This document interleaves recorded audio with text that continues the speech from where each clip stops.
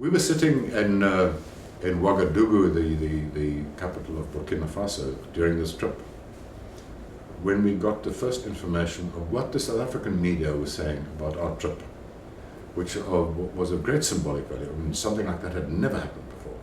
I mean, mostly Afrikaners meeting the ANC, the enemy, the big communist terrorist threat. And I knew in my heart that this was a very positive thing. It was a very important thing, symbolically. We had no mandate to talk to, I mean, I didn't represent anybody. But just as a symbolic gesture, and to break the ice and to tell people on all sides, you actually can talk. Negotiations, politics is the future.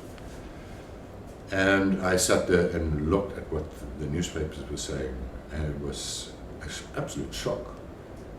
Even the sort of critical English language newspapers were like absolutely condemning what we were doing.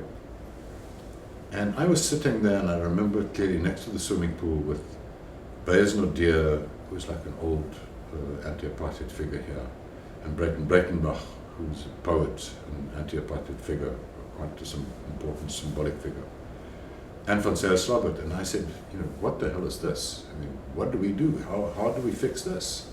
If this is what people back home are being fed, how will we ever get any kind of movement towards a settlement of our problem?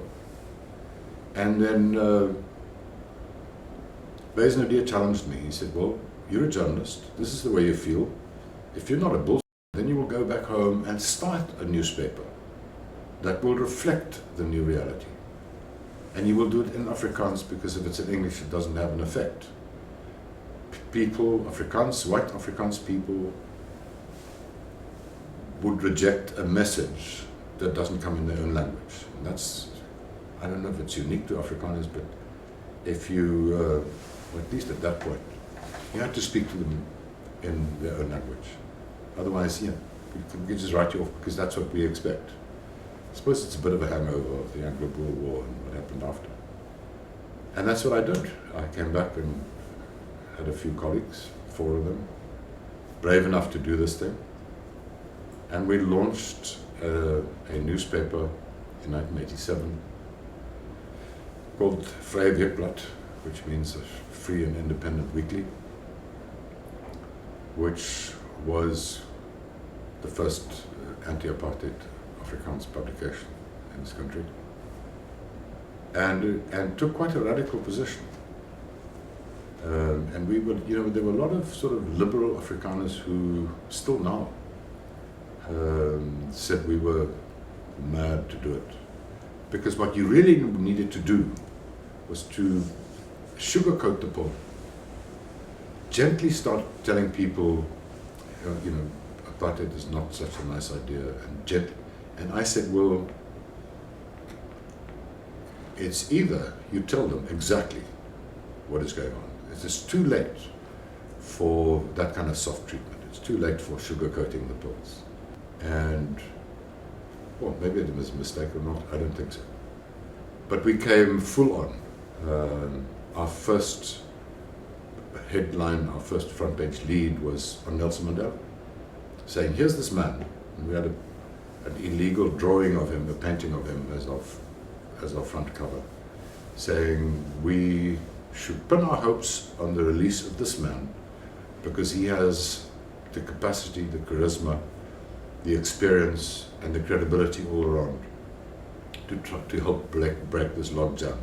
So we should start campaigning for him to be released, because he is our best chance of a peaceful transition. And we were met with a great amount of shock by the Afrikaans community. The government would have loved to have closed this down, but the mere fact that I was an Afrikaner made it much easier, much more difficult for them, because they did close some of the other alternative newspapers at the time down. I mean, the New Nation was closed down for a month, and so was the Weekly Mail, which is now the Mail and Guardian. But so they did another tactic, and they knew that we didn't have money. I mean, literally, the first few months of this newspaper were financed by my pension money, and I sold my art collection, all my policies, and we scraped together here and there, and we didn't get salaries and stuff. The paper was owned by the staff. And they started bombarding us with court cases. I had, I forget the exact amount, about 11 defamation cases against me, all from politicians and generals. And I won all of them but one. But it exhausted I spent more time in court than in my newsroom. And it exhausted our money. I have, as I sit here, I have a very long criminal record of breaking the suppression of Communism Act, the Internal Security Act, the Internal Safety Act, and it goes on and on and on, for quoting banned people, reporting from a township where there's a state of emergency, exposing an agent of a secret agent of the state, all those kind of things. But again, this, now you're in the open, and you're associated with the ANC and the UDF, and then that emboldens you, and that's what you become.